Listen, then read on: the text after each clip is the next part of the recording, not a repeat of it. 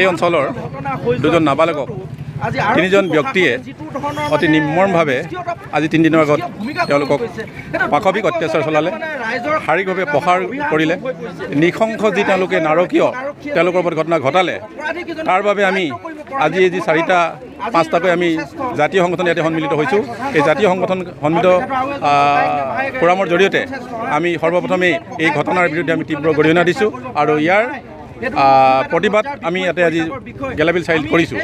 কাৰণ এনেকুৱা নাৰকীয় ঘটনা ঘটালে আৰু এনেকুৱা নিৰ্মম অত্যাচাৰ কৰিলে, পাশবিক অত্যাচাৰ কৰিলে। কাৰণ দুজন নাবালক শিশু তেওঁলোকক চোৰৰ অপৰাধত, তেওঁলোক চোৰ হয় নে নহয় তেওঁলোকে আজি কোনো কেছ মোকদ্দমালৈ নগৈ তেওঁলোকক পোনপটীয়াকৈ তেওঁলোকে শাৰীৰিক অত্যাচাৰ কৰিলে। সেইকাৰণে আমি সদৌ অসম ঠেঙাল কছাৰী সংগঠন, সদৌ অসম চতিয়া জাতি সংগঠন, সদৌ অসম ভোজপুৰী সন্থা সকলোৱে সন্মিলিত হৈ আজি প্ৰতিবাদ সাব্যস্ত কৰিছোঁ। এই প্ৰতিবাদৰ জৰিয়তে আমি আমাৰ স্থানীয় বিধায়ক মহোদয়কো আমি ইয়াৰ পৰা অনুৰোধ জনাব বিচাৰিছোঁ যাতে অতি শীঘ্ৰে যি 3জন ব্যক্তিয়ে এই 2জন ব্যক্তিৰ ওপৰত 2জন নাবালকৰ ওপৰত অত্যাচাৰ কৰালে, এই অত্যাচাৰ যাতে অতি শীঘ্ৰে পুলিচ প্ৰশাসনৰ জৰিয়তে তেওঁলোকক গ্ৰেপ্তাৰ কৰি আনি তেওঁলোকক উচিত শাস্তি দিব লাগে। এই হ'ল আমাৰ প্ৰতিবাদ। আৰু যদি এই শাস্তি প্ৰদান নকৰে, তেওঁলোকে যদি ধৰাই নানে, তেতিয়াহ'লে গেলাবিলবাসী অঞ্চলৰ ৰাইজে লগতে আমি অসমবাসীয়ে একেলগে একত্ৰিত হৈ গণতান্ত্ৰিকভাৱে আন্দোলন কৰি এই 3জন ব্যক্তিক কৰায়ত্ব নকৰা পৰ্যন্ত আমি ক্ষান্ত নাথাকিম। এই হ'ল আমাৰ প্ৰতিবাদ। ধন্যবাদ। বৰ পাশবিক এটা নিৰ্যাতন চলাইছে আমাৰ ৰাজু শ্ৰেষ্ঠ, ৰঞ্জিত শ্ৰেষ্ঠ, এই 3জন ব্যক্তি পুলিচৰ সন্মুখত তেওঁলোকে 2জন নাবালকক যি ধৰণৰ অমানৱীয় এটা শাস্তি প্ৰদান কৰিলে, আমি সদৌ অসম ঠেঙাল কছাৰী সংগঠনৰ তৰফৰ পৰা ধিক্কাৰ প্ৰদান কৰিছোঁ। আৰু তেওঁলোকক যাতে আইনৰ সুৰুঙালৈ, যাতে তেওঁলোকৰ চৰকাৰী সুবিধা লৈ যাতে কোনো কাৰণতে যাতে ৰেহাই নাপায়, তাৰ কাৰণে কিন্তু আমি অসম চৰকাৰক, আমাৰ শ্ৰদ্ধাৰ মুখ্যমন্ত্ৰী ডাঙৰীয়াক অনুৰোধ জনাইছোঁ যাতে তেওঁলোকে উচিত শাস্তি পাওক।